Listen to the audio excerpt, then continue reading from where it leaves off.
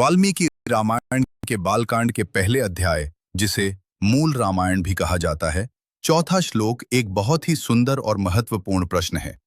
ये श्लोक महर्षि वाल्मीकि द्वारा देवर्षि नारद से पूछा गया है।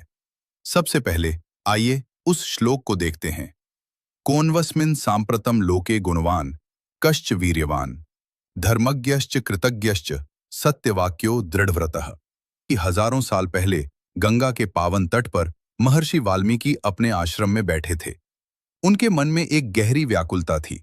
वे सोच रहे थे कि क्या इस संसार में, जहां स्वार्थ, झूठ और क्रोध अक्सर हावी हो जाते हैं, कोई ऐसा इंसान भी हो सकता है जो पूरी तरह से संपूर्ण हो।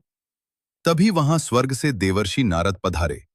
वाल्मीकि जी ने उन्हें प्रणाम किया और बड़े ही भावपूर्ण स्वर में उनसे वह सवाल पूछा जो सदियों से मानवता का मार्गदर्शन कर रहा है। उन्होंने पूछा, हे नारद मुनि, आप तो त्रिलोक के ज्ञाता हैं। मुझे बताइए, क्या आज के इस समय में कोई ऐसा व्यक्ति है जिसमें ये 6 गुण एक साथ हों? वाल्मीकि जी ने इस श्लोक में जिन गुणों का जिक्र किया, वे आज भी हमें एक बेहतर इंसान बनने की प्रेरणा देते हैं। 1. गुणवान, जिसका चरित्र बेदाग हो और जिसका व्यवहार सबके प्रति मधुर हो।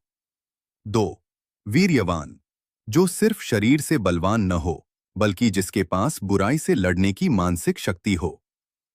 3. धर्मज्ञ, जो जानता हो कि सही क्या है और गलत क्या, और हमेशा सही का साथ दे। 4. कृतज्ञ, जो दूसरों के द्वारा किए गए छोटे से उपकार को भी कभी न भूले।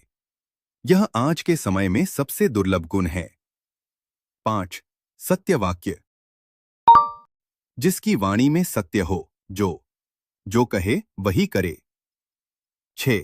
दृढ़व्रतः, जो एक बार संकल्प ले ले तो मुश्किलों के पहाड़ भी उसे अपने रास्ते से हिला न सकें।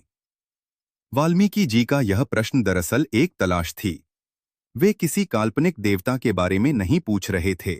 वे एक ऐसे हाड़मास के इंसान को ढूंढ रहे थे जो इन कठिन आदर्शों को अपनी असल जिंदगी में जी सके। जब नारद मुनि ने यह सुना तो वे मुस्कुराए और उन्होंने वाल्मीकि जी से कहा, मुनिवर, ऐसे गुणों का एक साथ मिलना दुर्लभ है, लेकिन अयोध्या में जन्मे मर्यादा पुरुषोत्तम श्री राम ही वे महामानव हैं जिनके जीवन में ये सभी गुण फूलों की महक की तरह रचे बसे हैं। सीख, यह श्लोक हमें सिखाता है कि महानता ऊंचे पद से नहीं, बल्कि इन छोटे छोटे लगने वाले मानवीय गुणों से आती है। जब हम किसी का एहसान मानते हैं, सभी के दया भाव रखते हैं, तो हम भी उसी राम तत्व की ओर एक कदम बढ़ाते हैं।